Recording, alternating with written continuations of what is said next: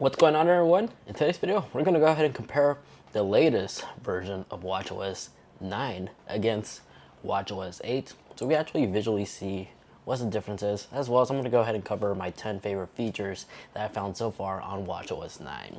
So to give you a quick recap, watchOS 9 should be released sometime in the fall, the official launch, but at the time of making the video, it's only available for developers. But next month in July, the public beta will become available, so if you'd like to enroll your device, you totally can next month. But as of right now, some personal feedback I should give out is the battery life percentage isn't as good and stable compared to how it is with watchOS 8. I noticed on my Series 7 45mm, both are the same spec, just different colors. So this is also a Series 7, this is a Series 7 as well. Just this is on watchOS 8, obviously, and this one's watchOS 9. But on average, battery life is hanging in there, but watchOS 8 obviously is completely stable compared to watchOS 9. But surprisingly, watchOS 9 isn't really as buggy. Now, the compatibility for watchOS 9. Every single Apple Watch that's the Series 4, including the Series, the SE and newer, are compatible. So, but that said, the Series 3 is no longer compatible for the next firmware update. So I guess this is the last year for the Series 3. Could be a pro or a con. But with that said, let's go ahead and start this video comparison. So obviously with watchOS 9, in case you missed it on my previous video, we got 5 additional watch faces to choose from. Some of these are actually really cool. My personal favorite is the Metropolitan one. I just like the fact how you can actually utilize the digital crown to extend the font, as you see here. It just stretches out, making things look truly luxurious, especially when you combo it with an amazing watch band like this. This was the previous sponsorship video. This is not bad. I'm actually trying to wear out this watch band, but these guys make some really unique watch bands. I'll have a link in the video description down below. Non-sponsor, but the previous video was, but the fact that I'm still using it should tell you that this is actually a good product, because you could literally take my word for it.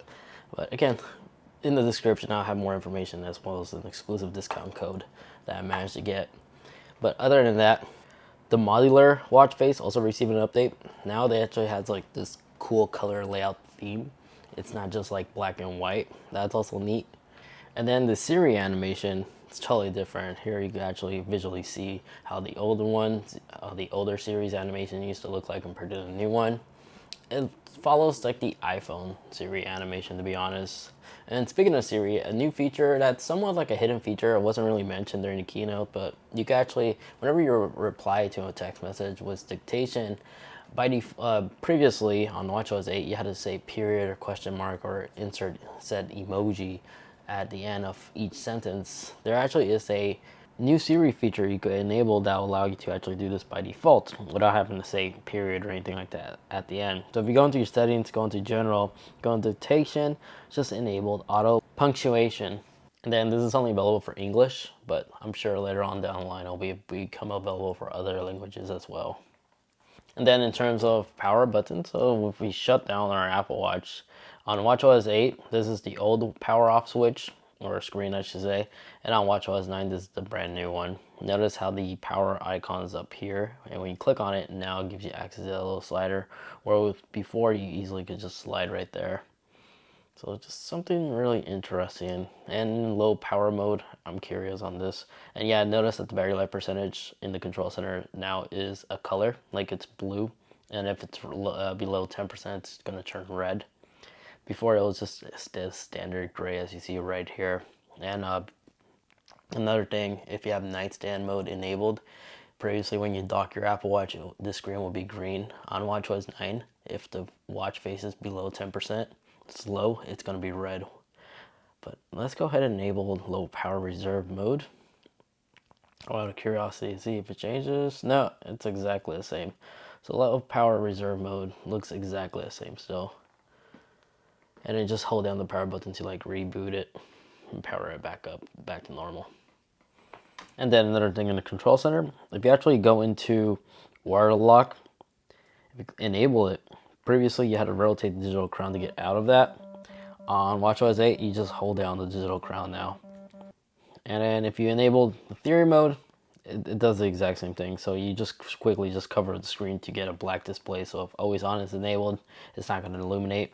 You just rotate digital crown to take a quick peek, or just tap on the display to fully illuminate it. So the new changes can be found on the heart rate app. If we actually go ahead and launch the heart rate app on both of our devices, this page right here, you notice the blocks are much larger and they're just easier to view and read from afar. Then the weather app also received a similar update as well. There's a new medication app for watchOS 9 that's available. This wasn't available on watchOS 8, so it does get one new app. The calendar app actually now finally lets you actually like search and go through like months. Then before you only had this. Then notifications, they no longer take up the entire screen whenever you're operating your Apple Watch. So if you're using an app, it's not gonna like take the entire screen. Now it's like a little minimum card on top. The camera app is also slightly different now. Now you no longer have like the 3-second counter right here. Now, whenever you actually take a photo, if you actually hold down on the shutter button, this will immediately take a video. And then all these functions over here, they're the same. You can flip between the front or the rear camera, set a timer, and etc. And then the control center also received an additional shortcut, and that is the quick access to font size. 6 font size, now it actually goes up to size 9. And then the other massive improvements can be found in the workout app. The workout app, and now these little workouts right here, if you actually tap this corner, you have the ability to fully customize each workout. So if you like to set like a 30-minute timer, a calorie goal, or something, you could easily do so. And the auto workout detection also has been improved, because now it's able to detect different workouts. So let's find an example. Let's say, for example, you're swimming and now you're running and now you're on a bike. The watch is smart enough that you don't have to end each workout to start those next workouts. It will automatically switch, which is quite neat. And then another cool feature I really do like, I wish it was available from the very beginning, the get-go, is if you actually take your device and go into settings and go down to accessibility, there is now a new mirror Apple Watch option. So Apple Watch mirroring right here, enable this.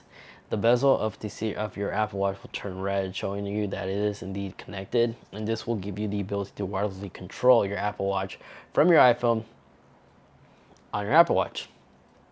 Now, since this still is a beta, right now the screen is just black, but I'm sure in the near future it'll actually show you an exact mirror of what the display is seeing on your Apple Watch, on your iPhone. And notice, yes, you do have digital crown abilities too, which is quite interesting, as well as the power button.